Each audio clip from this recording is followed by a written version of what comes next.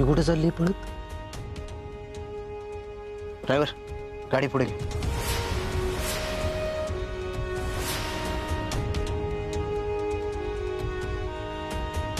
पियू थांब.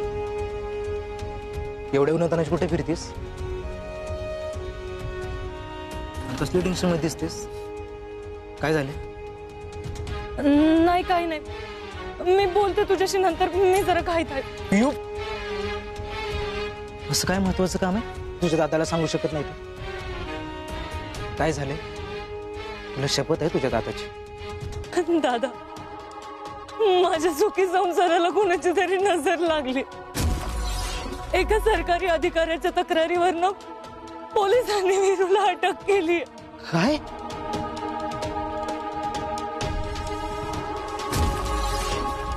पियू तू टेन्शन घेऊ नको. तुझा दादा आहे ना, तो तुला मदत कर. आपण आणू सोडून त्याला. नाही दादा, तू हे मला विचारलं ना, हीच लई झालं माझ्यासाठी. पण मला यात तुमच्या कुणाचीच मदत नकोय. अगं पियू असं काय नाही दादा, जर का काकीसनी ही गोष्ट कळली ना, तर त्यांना पुन्हा असं वाटेल की आज मीच काहीतरी राजकारण करते. त्यामुळे नको. ही लढाई माझी, तेव्हा ती माझी मलाच लढायला पाहिजे. येते.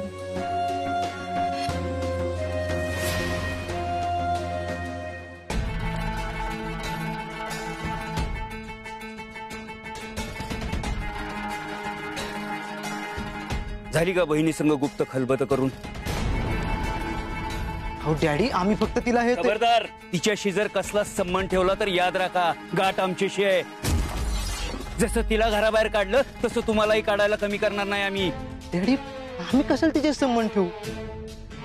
उलट तीच आमच्या हातापाया पडत होती आणि म्हणत होती की वीरूला पोलिसांनी अटक केली म्हणून. आणि आम्हाला म्हणत होती, दादा दादा प्लीज ऐक ना, वीरूला सोडवण्यासाठी मला मदत कर ना दादा, तुझ्या पाया पड दादा, पण काहीतरी कर. अरे हाट. आपल्या घराच्या इब्रती शिकळत होती ना, आता तिला आपल्या घरात थारा नाही. आता भोग म्हणा आपल्या कर्माची फळ.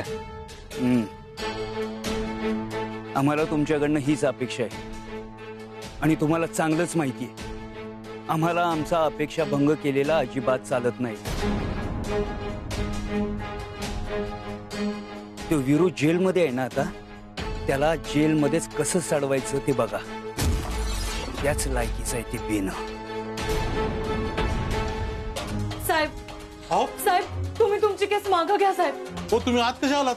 ते सरकार कार्यालय आहे, इथे विचारल्याशिवाय आत यायचं नसतं. तुम्ही बाहेर वावर. अहो माझं ऐकून तर घ्या साहेब. तुम्ही वीरूवरची केस केली आहे ना, त्यामुळे त्याला पोलिसांनी अटक केलंय साहेब. साहेब आता सगळं काही तुमच्या हातात आहे साहेब. प्लीज ही केस मागं घ्या. मी वाटलं तर तुमच्या समोर माझा पदर पसरते साहेब. हे बघा, त्याने जे काय केलंय ते बरोबर की चूक ह्याची माझं काय घेणं देणं नाही. त्याने एक सरकारी अधिकाऱ्याकडून चुकीच्या पद्धतीने काम करून घेतलंय. आज जर मी का पोहोचतो तर सगळे असेच वागतील आमच्याशी. त्यामुळे सरकारी कर्मचाऱ्याला चुकीची वागणूक दिल्यामुळे त्यांना नियमानुसार शिक्षा व्हायलाच पाहिजे. अहो पण त्यानं असं का केलं? कोणी त्याला असं करायला भाग पडल्याचा जरा तरी विचार करा. तुम्ही लोकांची कामं करत नव्हता म्हणून त्याला वेगळ्या पद्धतीनं काम करायला लागलं. मान्य आहे त्याची पद्धत कदाचित चुकली असेल, पण तुम्हीच सांगा साहेब, तुम्ही नोकरीची ऑर्डर काढली नाही म्हणून नाना पाटोळेंनी त्यांचा जीव दिला असता तर कोणी याची जबाबदारी घेतली असती? आज वीरूच्या ऐवजी तुम्ही जेलमध्ये असता साहेब. वरनं लोक जी बोलली असती ती तर गोष्ट वेगळीच. अजूनही येळ गेलेली नाहीये साहेब. लोकांचा जो तुमच्यावर विश्वास आहे तो असा ढळू देऊ नका. हे बघा, असल्या भावनिक गोष्टीचा माझ्यावर काहीच परिणाम होणार नाही. तुम्ही किती रडलात, किती बोललात आणि हातापाया पडलात तरी मी काय केस मागे घेणार नाही. त्यामुळे तुम्ही तुमचा वेळ वाया घालवू नका. तुम्ही जर आता इथून गेला नाहीत तर मी तुमच्या विरुद्ध पण कंप्लेंट करीन. ठीक आहे साहेब, मी जाते. पण एक गोष्ट तुम्हाला सांगून जाते, मी बी वीरूची बायको आहे. एकदा प्रेमानं समजून सांग. आणि तरी बी समोरच्याला नाही कळलं ना तर त्याला सरळ कसं करायचं हे चांगलंच माहित आहे मला. मी काय बी झालं तरी वीरूला सोडवणार म्हणजे सोडवणारच.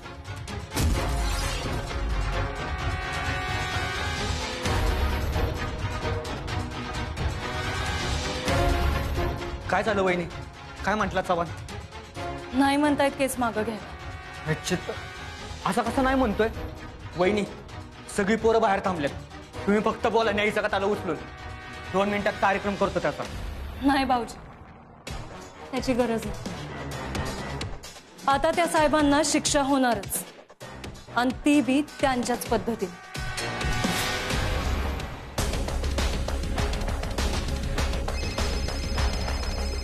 मिस्टर इंडिया, बोला चव्हाण. काकी, तुम्ही म्हणाला तसं झालं. तुमची सून आली होती केस मागे म्हणून सांगायला, पण मी ऐकून घेतलं नाही, तिला हाकलून दिलं. बरं केलं. आत्ता कळल तिला तिची लायकी. तिच्या पुढचं सगळं रस्तं बंद झालं. मी बी बघतेच आता कशी सोडवते ती तिच्या नवऱ्याला. ठीक आहे सर.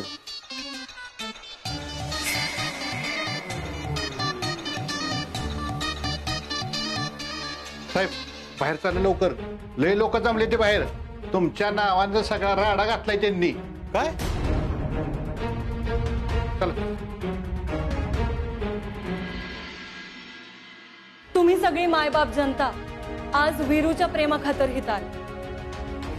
तुमच्या वीरूला चव्हाण साहेबांच्या तक्रारीमुळे पोलिसांना अटक केली. मग आता तुम्हीच सांगा, वीरूनं जे काही केलं ते चुकीचं केलं का? नाही, अजिबात चुकीचं केलं नाही.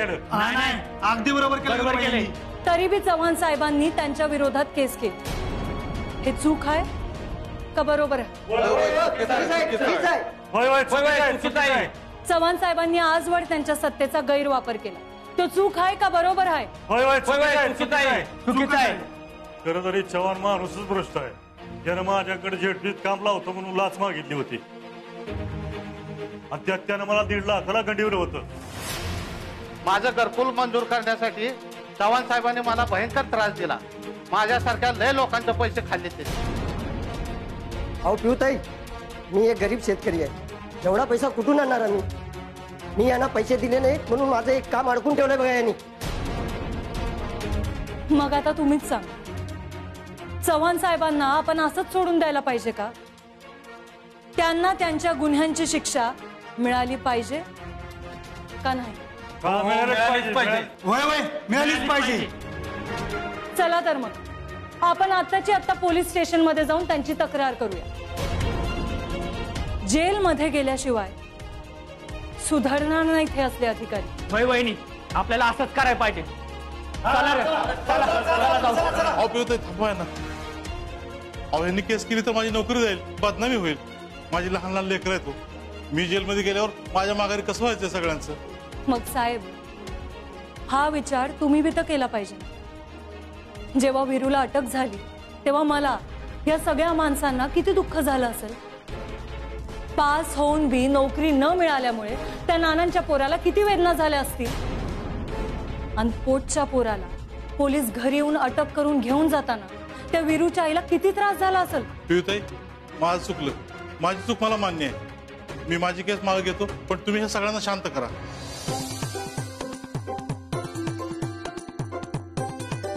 माया, बघितलं ना साहेब किती चांगले.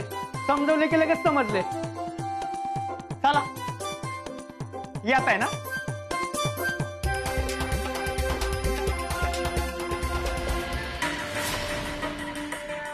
काका, आता लई थोडा वेळ शिल्लक राहिला. आज जामीन होईल असं मला काही वाटत नाही. बहुतेक वीरूला 2-3 दिवस जेलमध्ये राहावं लागते का काय कोणास ठाऊक.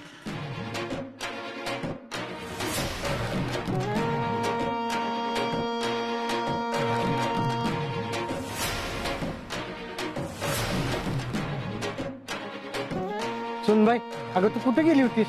काका, चव्हाण साहेबांच्या ऑफिसवर गेले होते. आपल्या सगळ्यांसाठी एक आनंदाची बातमी आहे. चव्हाण साहेब त्यांची केस मागं घ्यायला तयार झाले. काय म्हणतीस?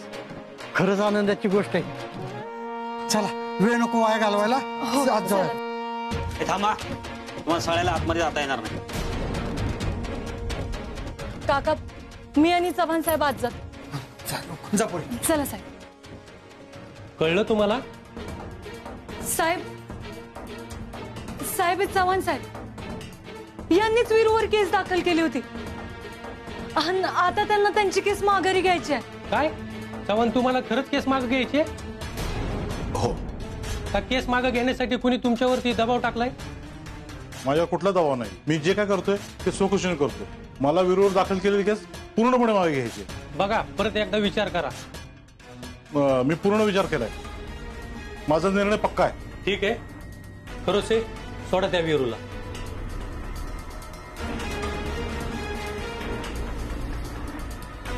तुम्ही बाहेर जाऊन बसा. हो. चव्हाण, तुम्ही या सईला.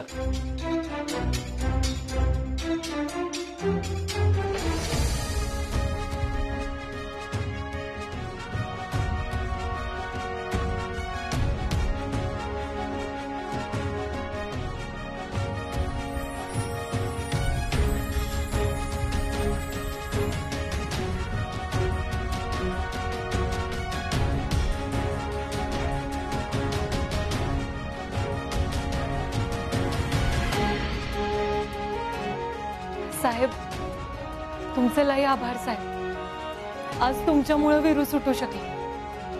नाही, तुम्ही होता म्हणून वीरू सुटला. तुम्ही माझे डोळे उघडलेत. तुम्ही माझ्या चुका दाखवून दिल्यात. आता इथून पुढे माझ्याकडनं अशी चूक होणार नाही. वीरू, माझ्यामुळे तुला त्रास झाला. हो, काय बोलताय तुम्ही? आणि मला झाला त्रासामुळे जर तुमचे डोळे उघडले असताल ना, तरी भारीच आहे की. इथनं पुढं गरिबांसाठी सुपरमॅन सारखी कामं करा. चल. वीरू भैया, वेऱ्या, वीरू भैया, वेऱ्या. कोण म्हणता येत नाही. वीरू भैयांचा, वीरू भैयांचा, वीरू भैयांचा, वीरू भैयांचा.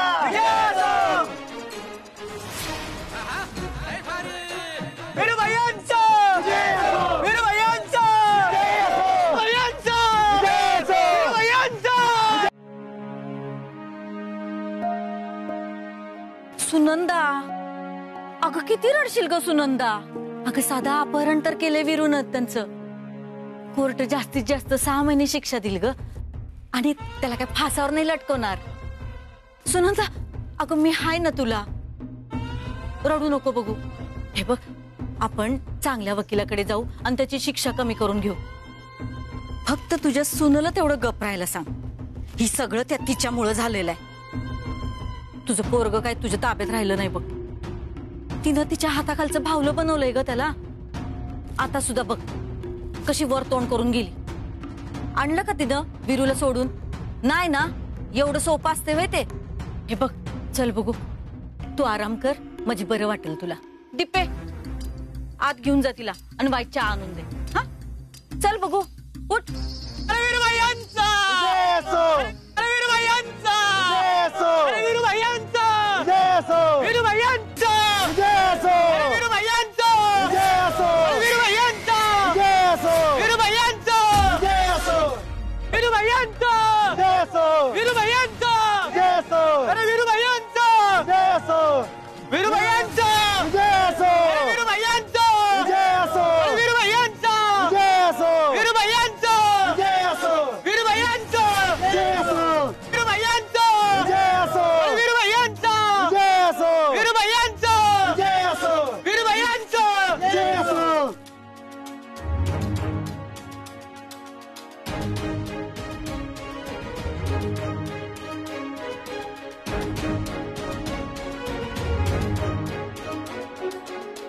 आई, मी म्हणलं होतं ना मी वीरूला सोडवून आणेन म्हणून. बघा, मी त्याला सही सलामत घरी घेऊन आली. वीरू, ए बा, तू बरा आहेस ना? अरे माझं तर काळीजच थांबलं होतं तू गेल्यापासून. तुला मी 1000 वेळा सांगितलंय ना, ज्या वाटानं बाप गेला त्या वाटानं जाऊ नकस म्हणून. तरी तू सारखा सारखा तसंच का वागतोय सर? आणि लगीन झाल्यापासून तर नुसता बिथारल्या आणि करायला लागलायस. अरे बायकोचा एक शब्द खाली पडू दिनास.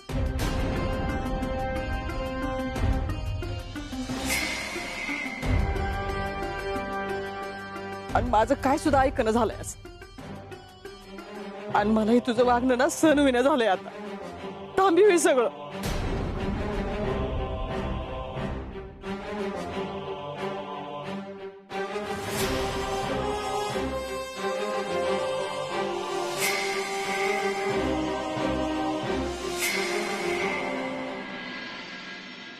बघताय ना आज कसं समजा विपरीत घडलंय. पोराच्या जीवावर बेतलं. लई त्रास होतोय मला याचा. त्याच्यात तुम्ही मला दिसता याचा आनंद बी होतो, परंतु तुमच्या वाट्यात निघाला हे बघून लई त्रास होतोय. आज बी तुमचा तो शेवटचा दिवस आठवला ना तर काळजाचा थरकाप होतोय माझ्या. मी तुम्हाच निगमावले, पण आता इरून नाही गमवायचं मला. आई, माझ्या संग एक शब्द बोलू नकस. अगं अरे तुला राजकारणात जाऊ नको म्हणून सांगितलं होतं ना मी, तरी तू का असं केलंस? तू मला तसा शब्द दिला होतास, परंतु तुझा शब्द पाळला नाहीस. आई अगं, पण मी कुठं राजकारणात गेलोय? मी तर फक्त एका गरजूला मदत केली. नाही, तू आणि दादानीच मला शिकवण दिली ना की कायम अन्यायाच्या विरुद्ध लढायचं म्हणून, सत्याची बाजू घ्यायची म्हणून. मग नाही, अहो हे राजकारण थोडी आहे. समाजासाठी काहीतरी करण्याला राजकारण नाहीत म्हणत, त्याला समाजकारण म्हणतात. त्यामुळं वीरूनं तुमचा शब्द नाही मोडला. तू एक शब्द बोलू नकस. तुझं काय सुद्धा काय ऐकून घ्यायचं नाही मला. या समाजकारणापासूनच राजकारणाची सुरुवात होतीये. याची नशा जेवढी चांगली आहे ना तेवढीच वंगाळ आहे. पण आई, सगळे म्हणतात की दादासाहेब लोकांसाठी झटायचे, लोकांच्या मदतीसाठी धावून जायचे, आणि वीरू बी तर तीच करतोय. उलट वीरू तर दादासाहेबांच्या पावलांवर पाऊल टाकून त्यांचं अर्धवट राहिलेलं स्वप्न पूर्ण करतोय. मग नाही, आज मी बघितलं वीरूला लोकांचा लई सपोर्ट आहे. आता लोकांचा एवढा सपोर्ट मिळणं, त्यांचं प्रेम मिळणं, ह्याला नशीबच लागतं. हीच तर नकोय मला. आता लोकांसाठी प्रामाणिकपणे काम करणाऱ्या माणसाचं काय होतंय ना हे मी स्वतः अनुभवलंय. आणि आता परत माझ्या लेकाच्या बाबतीत तसं काय झालं ना तर मी नाही जगू शकत. तुझ्या पुढे हात जोडते मी पुरी. अगं माझ्या पोराला हे समज करायला भरीच नग पाडूस, आणि आज तुझ्यामुळे माझ्या पोराला तुरुंगात जावं लागलंय. आगाई, असं काय बोलतेस तू? तिनेच तर सोडवलंय मला. येरू, तू तुझ्या डोळ्यावर ना बायकोच्या प्रेमाची पट्टी बांधली, त्यामुळे तुला आजूबाजूचं काय दिसना झालंय. बघा, आजपासून समाजकारण राजकारण या घरात चालायचं नाही. आता तुझं तू ठरव, आईला दिलेला शब्द पाळायचा का बायकोचं ऐकायचं ती. आई अगं,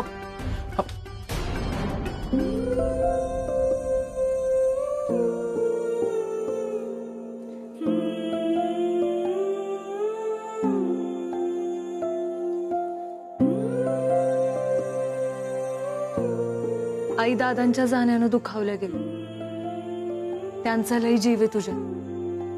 तुला गमवायचं नाही म्हणूनच तशा बोलून गेले. पण एक गोष्ट कायम लक्षात ठेवली, आईंना जितकी तुझी गरज आहे ना तितकीच गरज बाकीच्या लोकांना बी. आज बघितलंस ना, ती सगळी लोक तुझ्यासाठी जमली होती. लोकांच्या लई अपेक्षा आहेत तुझ्याकडे, आणि त्यामुळेच मला असं वाटतं की दादासाहेबांचं राहिलेलं स्वप्न हे तू पूर्ण करावंस. पिऊ, अगं पण आईची काळजी नको करूस. किती बी झालं तर आई आहेत ते.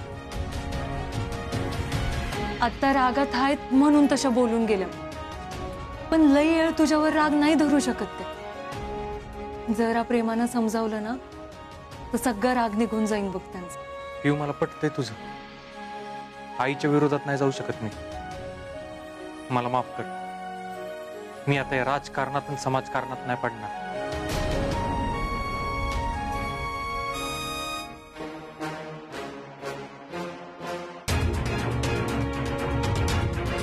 का असा वागतोय वीरू?